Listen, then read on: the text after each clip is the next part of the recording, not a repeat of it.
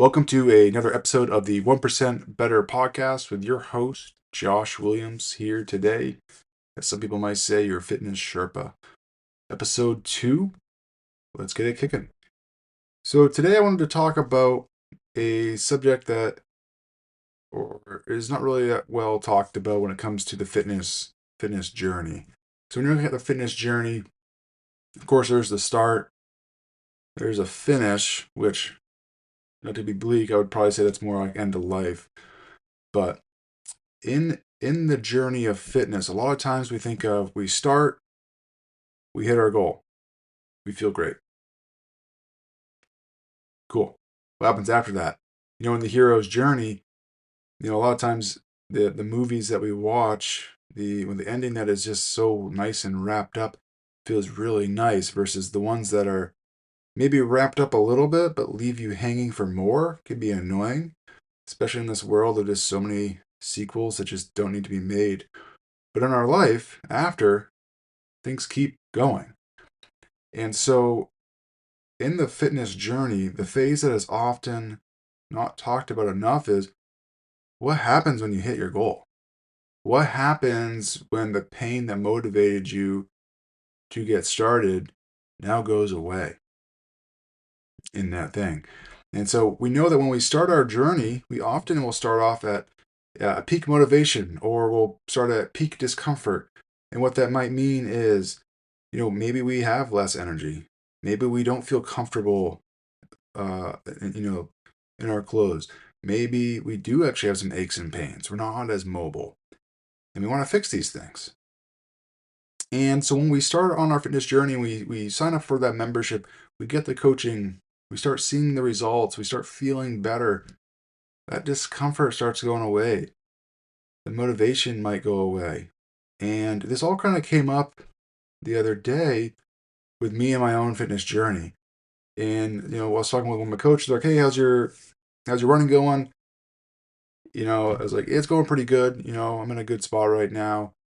And when I started out, it was really hard running. It still is hard. I don't love it, but I'm at a point where it's not bad. It's at a point where I'm confident enough that I'm like, yeah, I don't have to do it as frequently, and I could probably keep going. And we all hit this in different ways as well. It could be with our weight loss journey. Maybe we hit the goal weight that we wanted to hit, or we're fitting into the clothes now, and we kind of forget that feeling that drove us to where we're today, and we take our foot off the gas, and we start, I don't have to work out as much, or I don't need to be as active, and we might not do this consciously, but because that pain that got us going is no longer front and present, we take our foot off the gas pedal of our fitness journey. And this is just something we want to watch out for, because what happens is, you might feel good, and then you recognize it. I feel better than I did 6 months ago or a year ago. I have more energy, I have more stamina, I have more strength.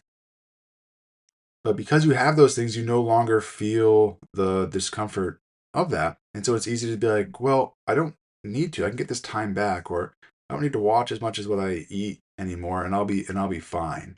Or I might slide back a little bit.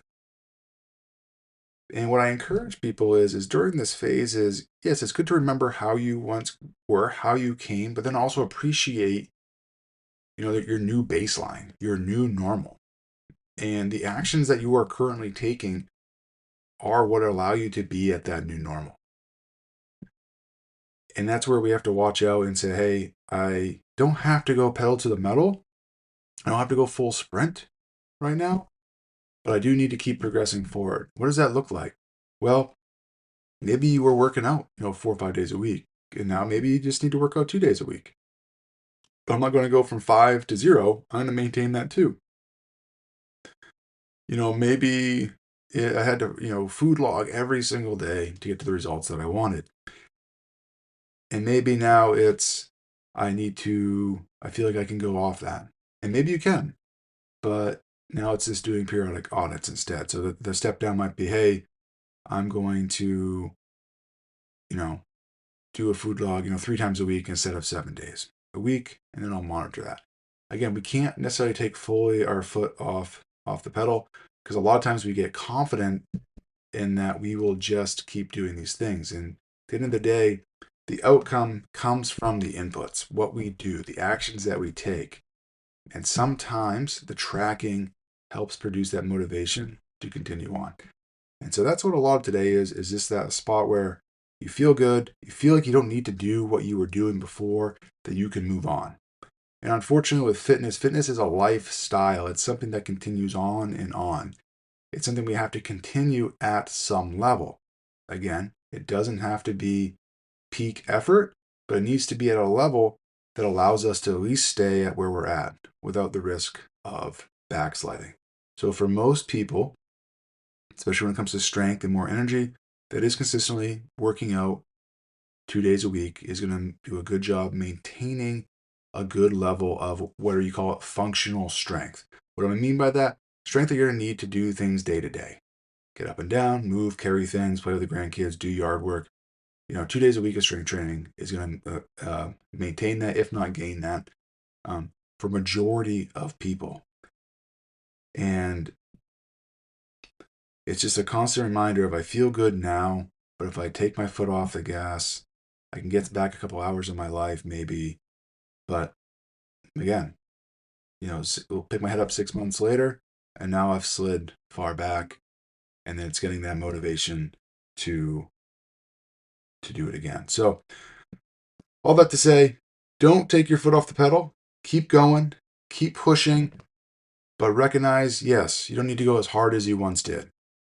So again, the plan of action for this is if you're feeling like you're in a good spot, feeling really good on your journey, don't stop. Maybe cut down a day or two, but don't stop. Keep going. Find something new to keep you going. Maybe that's a new hobby. Maybe that's, getting a dog, going out for walks, joining a different club. But keep going, keep moving, keep after the fitness journey. I encourage you, I implore you.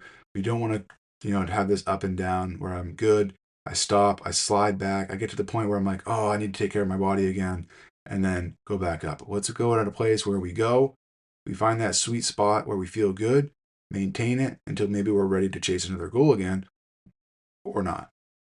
That's all I got for today. Hope you enjoyed the show. If you think that this is something that might help someone else, please share it, as well as also if you're needing help on your fitness journey, then please reach out to us. We would love to sit down, talk with you, and get you started on your fitness journey. And if you're one of our lovely Spurling members and you're kind of in a sticking spot, again, that's what we're here for as well. Reach out to one of our coaches. We'll set up a time to meet with you. That's it. That's the show. Have a fantastic day, and we will talk to you all soon.